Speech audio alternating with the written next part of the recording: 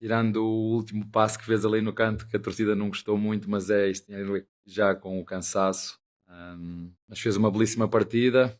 Eu já vos disse que, como fomos jogar com o Novo Horizontino ainda com menos um jogo do que eles com 3 dias e nós com 2, já era difícil uma final, um campo extremamente pesado.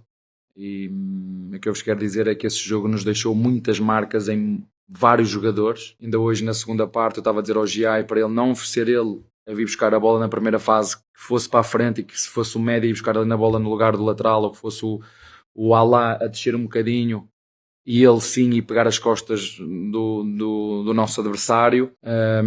Alguns tiveram que sair, como o Murilo, foi um deles que não teve um problema e não conseguiu jogar. Em função do desgaste também do próprio Fux, com 2 jogos seguidos, 2 em 2 dias, e nós conhecemos o Fux, é um jogador que precisa às vezes um bocadinho mais tempo para recuperar. É isso que acontece muitas vezes com os jogadores, a genética dos jogadores não é igual. Há jogadores que conseguem jogar mais, vocês veem que o Gomes é um jogador que é capaz de conseguir fazer uma sequência de jogos mais longa, mas isso tem a ver com as fibras de cada um. Os jogadores parecem que são iguais, mas não são.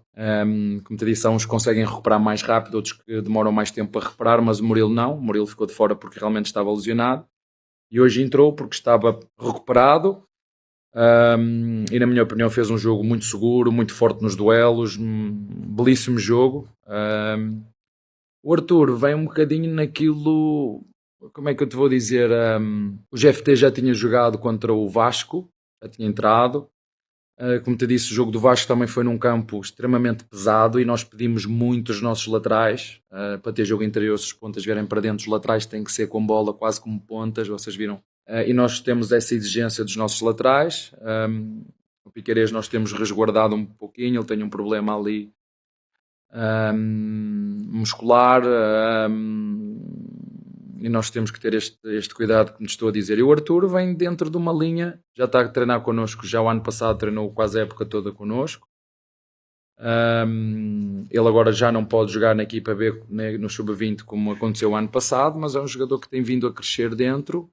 E acho que temos ali 3 bons jogadores. É verdade que eu não tenho utilizado muito o GFT, mas pode jogar perfeitamente no próximo jogo. É uma questão de dar oportunidade. O GFT tem treinado muito bem. Eu acabei por dar a oportunidade outra vez ao Arthur, mas podia perfeitamente ter jogado o GFT sem problema absolutamente nenhum. É um jogador também jovem, precisa também do carinho e da confiança do treinador, mas ele sabe que tem e só tem é que se preparar e continuar a treinar como está a treinar, que vai jogar outra vez. Tá bem? Boa noite, Abel. Olá. Anderson Corrêa do Verdazo. Você falou na última coletiva do John Arias que o jogador precisa de tempo para se adaptar à cultura do clube. E hoje justamente fez o primeiro gol dele com a camisa do Palmeiras. Que você falasse um pouco dessa evolução dele, se está aumentando também a confiança. E fazendo um gancho também com a última pergunta, com relação agora à lateral direita. Tem uma disputa entre o Giai e o Kelvin. Ultimamente o Giai tem recebido mais chances. Você enxerga, é como uma característica de jogo ou é baseado no adversário? Quais são as características? Olha, é bem provável que no próximo jogo possa jogar outra vez ou vai jogar outra vez o Kelvin. Como te disse, nós pedimos muito os nossos laterais e eu tenho confiança absoluta nos dois. Fizemos estes 2 jogos em casa, depois do jogo do Vasco e depois da final que tivemos. O Kelvin foi um dos jogadores que nós falamos e tinha vindo a jogar muito de forma consecutiva. E se tu reparares, de forma consecutiva mesmo, só o goleiro, só o Gomes, o Marlon e o Lopes. Se reparares, todos os outros já saíram. O Alá nem jogou a final do Novo Horizontino. O Alá já não jogou no Vasco. O Alá fez agora 2 jogos seguidos. Podes falar? O Andrés também, se te lembras, lesionou-se também no ombro. Teve fora 2 ou 3 jogos. O próprio Maurício, também depois da final, ficou fora. Portanto, estes que estou aqui a dizer, o Miguel, Carlos Miguel, o Gomes, o Marlon e o Lopes foram os jogadores que mais jogaram e nós fomos tirando os outros por lesão, essa aqui é a grande verdade, ou por problemas, e às vezes qual é a diferença de 2 para 3 dias? É que com 3 dias tu consegues recuperar mais rápido os jogadores e às vezes com 2 o jogador ainda está super cansado e com risco de lesão. E às vezes são decisões que temos que tomar internamente, às vezes decisões difíceis. Epá, mas este jogador faz-me falta, não está, não posso dizer que está lesionado porque ele não está lesionado, mas temos estes dilemas, não é? Não está lesionado, mas isto é futebol de alta competição, mas a probabilidade de ele se lesionar depois de vir de 2 jogos seguidos O jogador diz que está cansado. Temos este feedback do jogador, não é de todos, mas do jogador. Depois cabe ali quase que uma decisão tripartida, treinador, departamento de núcleo de performance e sobretudo os jogadores. E tu quando falas com o jogador, então, estás pronto? Quando ele diz o Mister é que sabe, quando ele diz não, estou pronto. Tu começas logo a ler na linguagem corporal se ele está disponível ou não está disponível. Eu gosto muito de falar com eles. Nós temos esta vontade e por isso é que nós, como te disse, tirando estes 4 jogadores aqui do meio, nós temos trocado umas vezes por opção, outras vezes por lesão. O Alá foi por opção. Em relação a áreas, era isso que te estava a dizer. Às vezes não é só no Brasil. Eu acho que hoje vivemos num mundo global onde temos todos pouca paciência. Mas eu vou-vos dizer que eu adoro pescar. Pode parecer que eu não tenho paciência, mas eu adoro ir à pesca. Não tenho tempo, mas eu adoro pescar. Faz-me relaxar, não tem problema. Se tirar peixe, se tirei. Se não tirei, relaxa-me pescar. Mas é preciso ter paciência, que é uma coisa que hoje temos pouca paciência. E queremos tudo para ontem, não é? E às vezes eu entendo quando se paga para um jogador mais, não é? Nós vimos aqui o Danilo. O Danilo foi um jogador que custou 30 milhões ao Botafogo, não é? E às vezes nós queremos que, não é? Contratamos o jogador, temos outro exemplo, como foi o Vitor Roque, não é? E as expectativas estão logo, não. O jogador tem que chegar, tem que fazer 4 assistências, 3 golos, tem que cruzar e finalizar a seguir. E as coisas não são assim. Nós sabemos que tem qualidade, sabemos que tem que se adaptar, sabemos da exigência da torcida do Palmeiras, mas eles também sabem que o treinador é sempre muito sincero e muito franco com eles quando diz paciência, se os jogadores estão aqui é porque eles são bons. Se eles estão aqui é porque eles são bons, só que às vezes uns adaptam-se mais rápido, outros estão em momentos de forma melhores do que outros, né? E às vezes dei-vos muitas vezes o exemplo do Veiga, como é que foi a caminhada do Veiga dentro do Palmeiras, dou-vos muitas vezes o exemplo do Lopes. Se nós não tivéssemos paciência, e falo nós, eu e a nossa torcida, se calhar ao final do primeiro ano tínhamos mandado o Lopes embora. Vocês, nossa torcida e eu. Mas como eu acredito no trabalho, acredito no potencial dos jogadores, o que é o potencial? Tu olhares para o jogador e dizer, eu acredito que este jogador, em 2, 3 anos, pode ser em 2, pode ser em 3, pode chegar, mas às vezes não chega. Eu não tenho nenhuma varinha mágica, é só com esse trabalho. Portanto, o Arias, fico feliz, porque também dá-lhe confiança a ele, a torcida fica mais em... afinal, o jogador não desaprendeu, tá? Momento de adaptação ao clube, aos métodos, uma cidade diferente, seguramente a ajustar a família, escolher o melhor sítio para ficar, juntamente com a família, com a sua filha, com a sua esposa. Mas, como disse, eu estou muito contente. A partir do momento que a Presidente o contratou, eu fiquei muito mais sossegado e comecei a dormir um bocadinho melhor ainda. E, portanto, muito contente por ele, porque acho que isso também é bom para ele e para nós.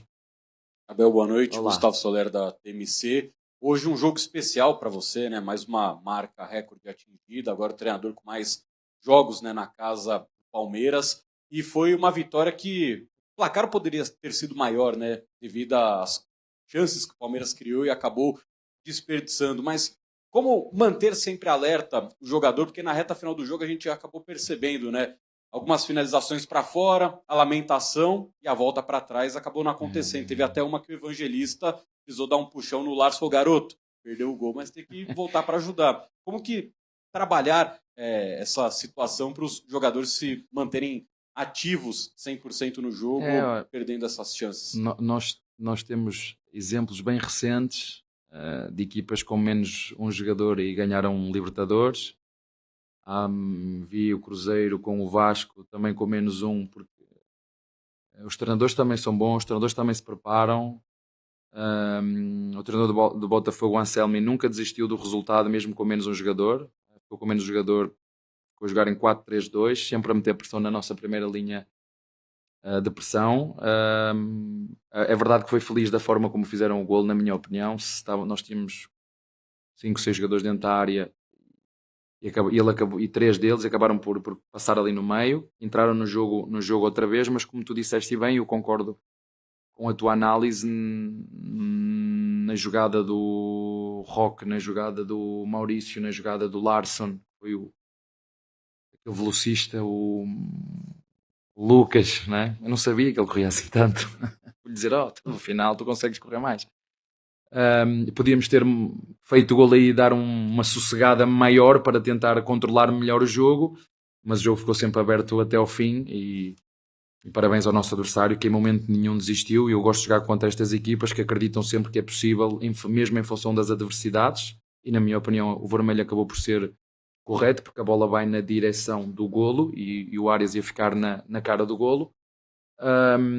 Mas como te disse, acho que o importante hoje era somar os 3 pontos, e logicamente que fico contente por esse, entre aspas, bom puxão de orelhas, porque eu gosto do Larsson, temos o Luís também, já é a segunda vez que o Larsson jogou, o Arthur, e nós aos pouquinhos vamos integrando estes jogadores que vêm da formação, vêm da base, nós gostamos de valorizar, mas sempre com cuidado, porque há dias que as coisas vão correr melhor, outras que vão correr pior, e nós nunca podemos desistir deles porque acreditamos neles. Portanto, mais que tudo, é sempre bom ver esta mistura entre a juventude e a experiência numa equipa, como vocês sabem, a mais jovem do futebol brasileiro, que luta por títulos, e é sempre bom ver estes jogadores a poderem jogar, a poderem crescer, num contexto onde sabem que quer a direção, quer o treinador e a torcida também, porque eu acho que realmente a torcida com os nossos jogadores, os jogadores da casa, têm um bocadinho mais paciência, e acho que ao longo do tempo a torcida vai tendo também paciência até com o treinador, quando faz as neiras, porque também as faço, e como te digo, eu acho que este tempo todo que estamos aqui, o treinador não pode ser assim tão ruim, senão vocês já me tinham mandado embora.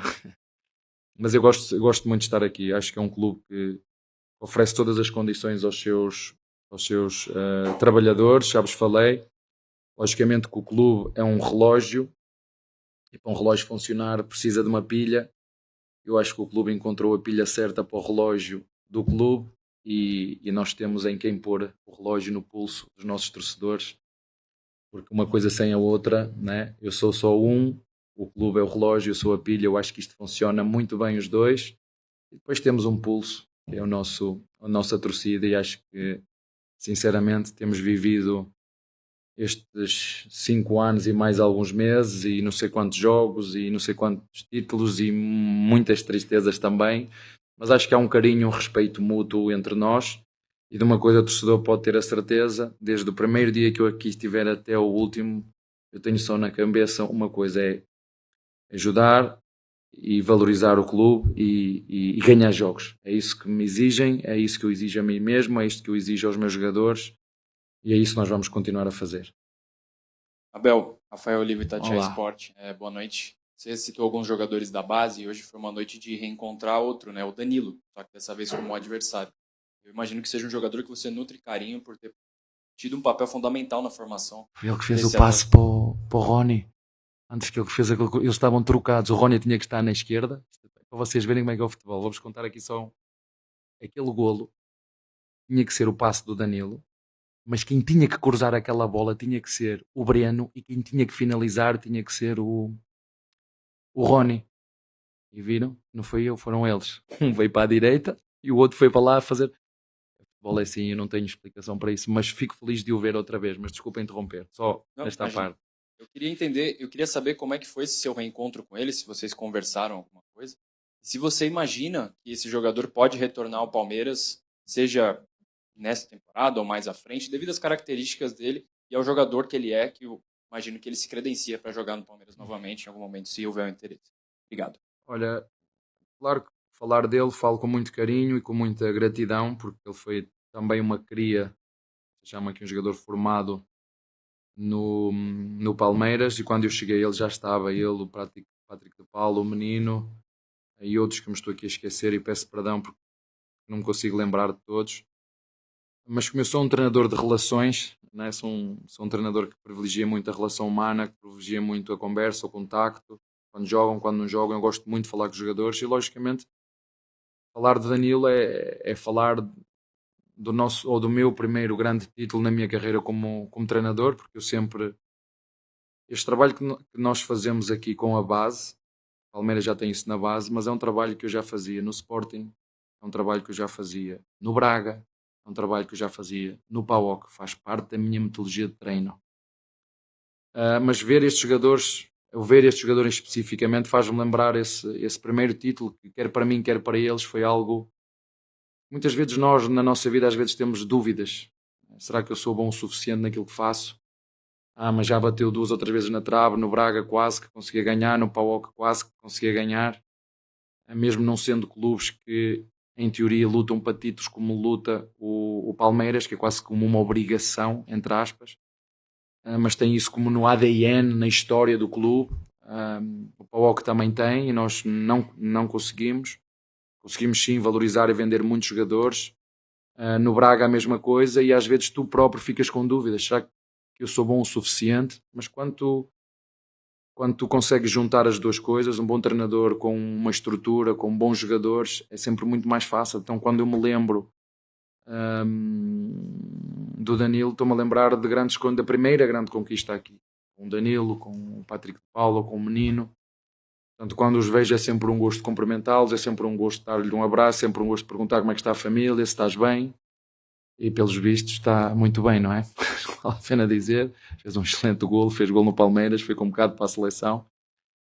Sorte para ele e sorte para quem pode contar com um jogador como ele. O futuro, não sei. Como disse, temos... O nosso meio campo está organizado, mas é um jogador... Não adianta, se o Ancelotti o convocou é porque vê ali qualquer coisa e todos nós vimos. É um grande jogador, mas não é de Palmeiras, é do Botafogo. Portanto, nós temos os nossos jogadores que vamos continuar a evoluir.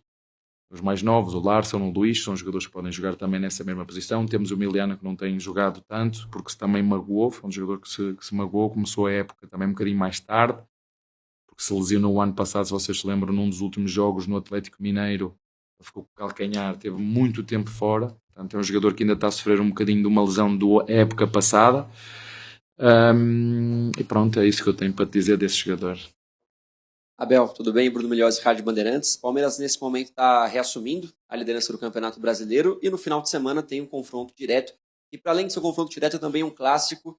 Da última vez que o Palmeiras foi no Morumbi, teve uma grande vitória, mas um jogo que ficou marcado por outras questões, um caráter decisivo desse jogo. Minha pergunta é se você sente que o elenco do Palmeiras, credenciado pelo título paulista, vindo de bons jogos, está mais preparado para encarar jogos de caráter decisivo, como desse final de semana, e também que envolvem outras questões, às vezes, que fogem até do campo. Se eu sabia que a consequência desse jogo ia ter a consequência que teve, onde 2 ou 3 equipas se uniram contra o Palmeiras, eu preferia ter perdido esse jogo. Olha, o que te posso dizer, quem fica em primeiro agora não conta, vai contar é lá em dezembro, aí conta. A classificação agora, sinceramente a mim diz-me pouco, agora diz-me que eu em cada jogo, ou nós em cada jogo temos que jogar para ganhar, e essa é uma pergunta bem feita, mas eu acho que já demos provas ao longo do tempo que estamos aqui, em todos os jogos, em todos os clássicos, e este é um deles. Nós sabemos que é sempre um jogo de tripla, porque são equipas muito qualificadas, não é? E para quem tenha dúvidas, o São Paulo está aí.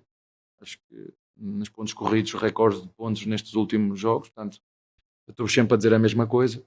Não é quem gasta mais dinheiro que pode, as coisas não é só por isso, senão não tínhamos ganhado a Libertadores no ano em que eu cheguei. Palmeiras no primeiro ou no segundo ano que eu cheguei, poucas contratações fez, vocês sabem. Portanto, tem muito mais a ver com a organização, tem muito mais a ver com o compromisso, e depois, conforme as coisas foram melhorando aqui dentro, fomos vendendo jogadores, fomos encaixando financeiramente, e conforme fomos vendendo os nossos melhores jogadores, vocês sabem, os nossos melhores jogadores, também tínhamos que pegar um bocadinho desse dinheiro que vendemos e comprar outros jogadores para continuar a reforçar a equipa, mas vocês sabem que nós vendemos sempre os nossos melhores jogadores, se não há como fugir. E às vezes também tem que ser assim, porque o Palmeiras é um clube dinâmico, é um clube que responsável, que tem processos de continuidade, e como te disse, e já disse isso várias vezes, digo-vos isso várias vezes, como o Botafogo. O Botafogo, apesar de não estar a viver um momento muito bom, não nos podemos esquecer que é um elenco muito qualificado, que fez um investimento muito grande nos últimos anos. Lembro perfeitamente no ano em que nos ganharam aqui, basta só ver a equipa que eles tinham, o dinheiro que gastaram, e ninguém passou o ano todo a dizer gastaram não sei quantos milhões. O Palmeiras passaram o ano todo a dizer gastaram 700 milhões. Mas gastaram em quantos anos? É que nós vamos pagar em quanto tempo? E quanto é que nós ganhamos das vendas que fizemos? Não interessava isso. A narrativa era só gastaram. Portanto, como te estava a dizer, é possível ganhar como ganhamos quando chegámos aqui e ninguém dava nada por nós, ninguém dava nada por treinador, ninguém dava nada pelo Zé Rafael, ninguém dava nada pelo Rony, que passou de ponta para centroavante, ninguém dava nada pelo Luís Adriano, ninguém dava nada pelo Filipe Melo, ninguém dava nada pelo como é que chama aquele miúdo que nos tirou aqui o golo contra o River em cima da linha, o zagueiro portanto, por isso é que eu estou sempre a dizer que claro que todos os treinadores querem investimento porque sabem que se investir está mais próximo de ganhar, mas não é razão de quem gasta mais vai ganhar. Não, prova daí está o São Paulo, é uma equipa que às vezes duvidam, está aí em primeiro lugar, todo o mérito, a jogar bem, a ganhar, quando não joga bem ganha, e isso é que é o importante. Por isso é que o futebol brasileiro é tão competitivo, por muito, eu não digo vocês aqui, às vezes eu quando falo em jornalistas e às vezes as pessoas acham que eu não gosto de jornalistas, eu tenho um enorme apreço e respeito e eu acho que nunca me chateei com nenhum de vocês aqui, sobretudo vocês que me acompanham há mais tempo. Há um ou outro que fala na televisão que eu realmente não gosto, porque há princípios e valores que eu acho que não se deve ultrapassar quando passa do treinador para o homem. Mas pronto, às vezes eles têm que lacrar em cima de alguma coisa e está tudo certo, faz parte do roteiro. E é isto.